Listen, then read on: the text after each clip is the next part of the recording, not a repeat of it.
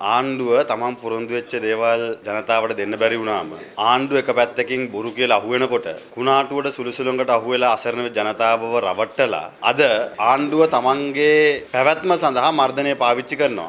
அரசாங்கம் தனது தோல்விகளை மறைக்க அடக்குமுறைகளை கையாள்வதாக ஸ்ரீலங்கா பொதுஜன பெரமுனவின் தேசிய அமைப்பாளரும் நாடாளுமன்ற உறுப்பினருமான நாமல் ராஜபக்ச தெரிவித்துள்ளார். ஸ்ரீலங்கா பொதுஜன பெரமுனவின் தலைமையகத்தில் இன்று ஊடகங்களுக்கு கருத்து தெரிவித்த போதே அவர் இதனை தெரிவித்துள்ளார். එක පැත්තකින් ආණ්ඩුව උත්සාහ කරනවා මේ රටේ අධිකරණ පද්ධතියට තමන්ගේ බලපෑම් එල්ල කරන්න. அரசாங்கம் தனது தோல்விகளை மறைக்க அடக்குமுறைகளை கையாள்வதாகவும் அரசாங்கத்தின் மீதான மக்களின் அதிருப்தி அதிகரித்து வரும் நிலையில் அதனை முறியடிக்கவே அடக்குமுறை சட்டங்களும் கைதுகளும் ஏவிவிடப்படுவதாகவும் அவர் குற்றம் சாட்டினார். அரசாங்கம் மக்களுக்கு அளித்த வாக்குறுதிகளை நிறைவேற்ற முடியாமல் திணறி வருவதாக தெரிவித்த அவர் நாடு எதிர்கொண்டுள்ள பொருளாதார நெருக்கடிகளுக்கு தீர்வு காண முடியாத நிலையில் மக்களின் கவனத்தை திசை திருப்ப பொய்களை அரசாங்கம் பரப்பி வருவதாகவும் சுட்டிக்காட்டினார்.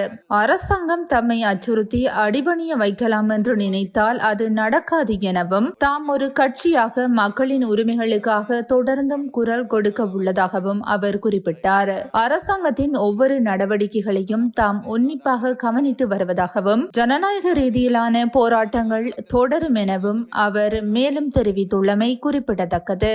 අපි මේ රටේ ජනතාව වෙනුවෙන් පක්ෂයක් විදියට අපි කතා කරන පමණක් නෙවෙයි ජනතාවගේ අයිතිය වෙනුවෙන් අපි පෙනී හිටිනවා.